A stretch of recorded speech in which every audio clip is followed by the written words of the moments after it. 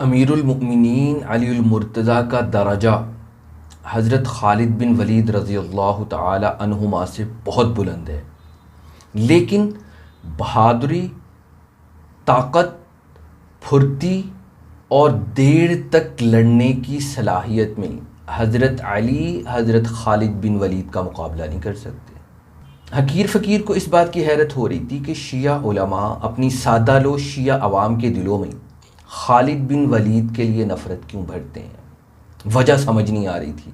फिर मैं चश्मे तसव्वुर के साथ ओहद के मैदान में गया तो वहाँ से मुझे वजह कुछ कुछ समझ आने लगी।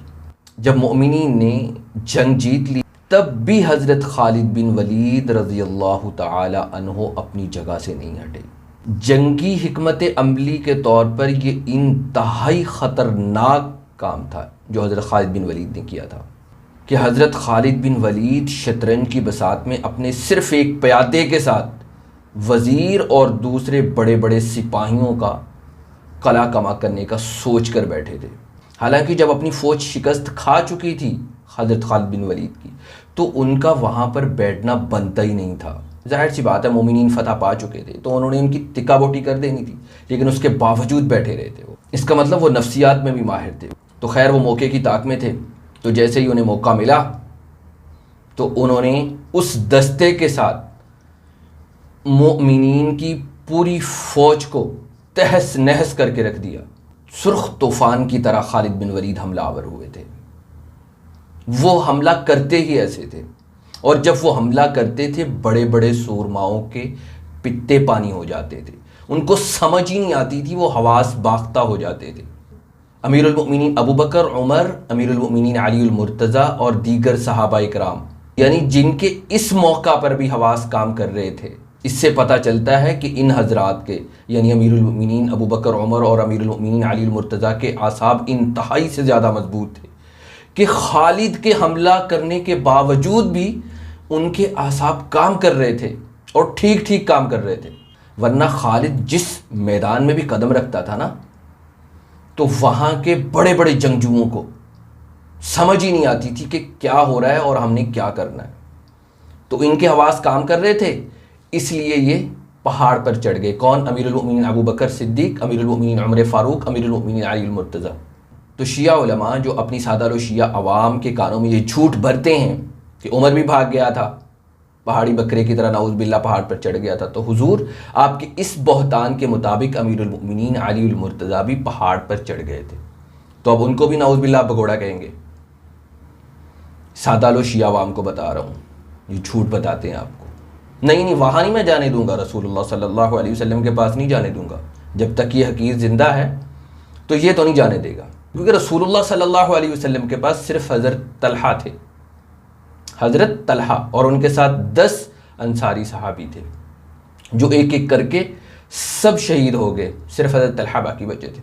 हज़रत अली रज़ी अल्लाह तआला अन्हु का दूर दूर तक निशान नहीं था आप सल्लल्लाहु अलैहि वसल्लम के पास। तबरी में है, तारीख़ इब्ने कसीर में है, तबक़ात इब्ने साद में है। तबरी का तो एतबार करते हैं ना अहले तशय्युअ, उसमें है। तबरी तो अहले तशय्युअ की रिवायात को भी बयान कर देते हैं, और इतना रिवायत करते हैं, इतने गैर जानिबदार होकर कि उनको शिया समझना शुरू कर दिया था लोगों ने। तो उसमें आता है कि आप सल्लल्लाहु अलैहि वसल्लम के पास हज़रत तलहा और 10 अंसारी सहाबियों के अलावा कोई नहीं था। कहाँ थे हज़रत अली रज़ी अल्लाह तआला? अगर अहले तशय्युअ उलमा के बहतान के मुताबिक नाउज़ बिल्लाह अमीरुल मुमिनीन अबू बकर सिद्दीक, अमीरुल मुमिनीन उमर फारूक भगोड़े थे, तो नाउज़ बिल्लाह अमीरुल मुमिनीन अलीउल मुर्तज़ा भी भगोड़ों में शामिल थे। लेकिन वो भगोड़े नहीं थे, बल्कि ये उनके आसाब के मजबूत होने की चीखती दलील थी कि खालिद बिन वलीद के मुकाबले में उनके आसाब काम कर रहे थे। फिर उसके बाद आप विकी शिया में ये लिख रहे हैं कि ग़ज़वा हुनैन में सबसे आगे भागने वाला खालिद था। तासुब से काम ले रहे हैं, झूठ से काम ले रहे हैं, सादा लो शिया अवाम को झूठ बताना चाह रहे हैं। अभी आप नहीं बता सकते फ़िलहाल, जब तक ये हकीर ज़िंदा है, और जब ये हकीर फ़कीर शहीद हो गया उसके बाद हकीर फ़कीर के पैरोकार आपको ये झूठ बोलने नहीं देंगे। जिनकी आदत और तबीयत में ही बहादुरी हो, उनका मैदान जंग से डर के भाग जाना समझ में आता है।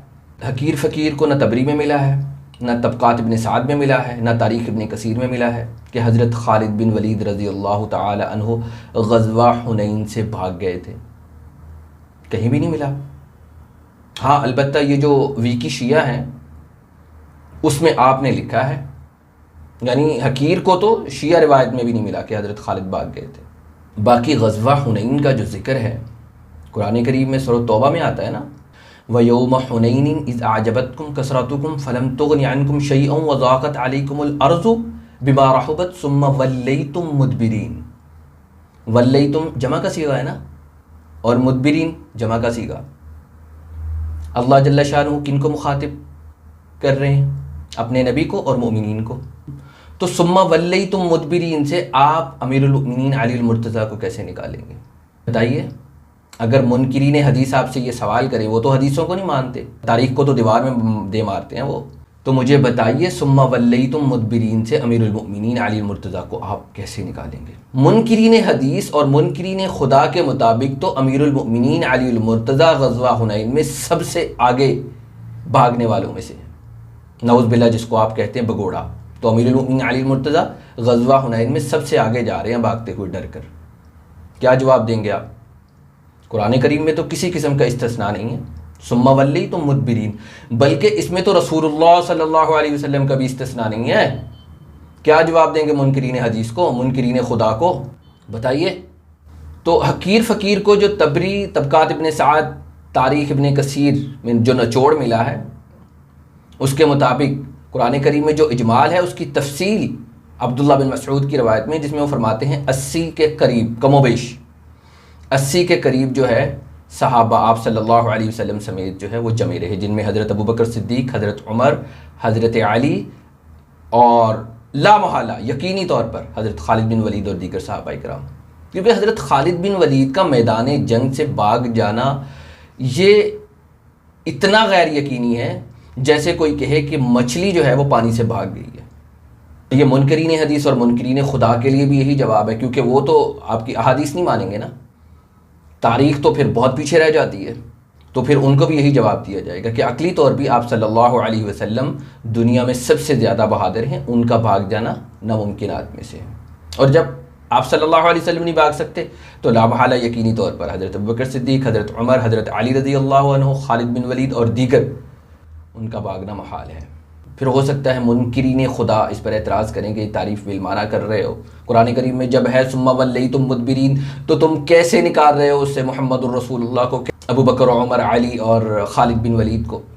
तहरीफ़ बिलमाना कर रहे हो। देखिए, पहले भी अर्ज़ की थी कि कुरान करीम की आयत करीमा में इजमाल था, क्या सभी भाग गए थे या कुछ बाकी बचे थे? तो उसकी तफसील जो है आगे हदीस मुबारक से होगी। अगर इसको भी नहीं मानते तो फिर अकली तौर पर देखिए कि अब हमला हुआ था, सामने कौन लोग थे? कबीला हवाज़न के इंतहाई जंगजू। उनका क्या कहना था कि ये पहले बच्चों से लड़ते थे, अब हमारे आए ना हमारे सामने फिर पता चलेगा। और वो ताक में बैठे थे, मतलब मोर्चाबंदी की हुई थी उन्होंने, पोजीशनें ली हुई थी। अचानक तीर बरसाना शुरू कर दिए, तो अब अचानक जब तीर बरसाना शुरू कर दें तो उसमें बताइए जंगी हिकमत अमली क्या है? वोट लेना है ना, आड़ लेना है ना। और जब आपको कोई आड़ ना मिल रही हो और आपको पता हो कि पीछे जाकर जो है आपको आड़ मिल जाएगी, तो फिर आप पीछे भाग रहे हो, तो इसका क्या मतलब है? आप डर के भाग रहे हैं। इसका मतलब यह है कि आप जंगी हिकमत अमली के तहत वोट के लिए पीछे भाग रहे हैं। क्योंकि कुरान करीम में भी ये नहीं कि डर के भागे हैं, सुम्मा वल्लैतुम मुदबिरीन, ये उन लोगों के लिए है जो कहते हैं कि ना हम तारीख़ मानते हैं ना हदीस मानते हैं, हमें सिर्फ कुरान से साबित करके दो।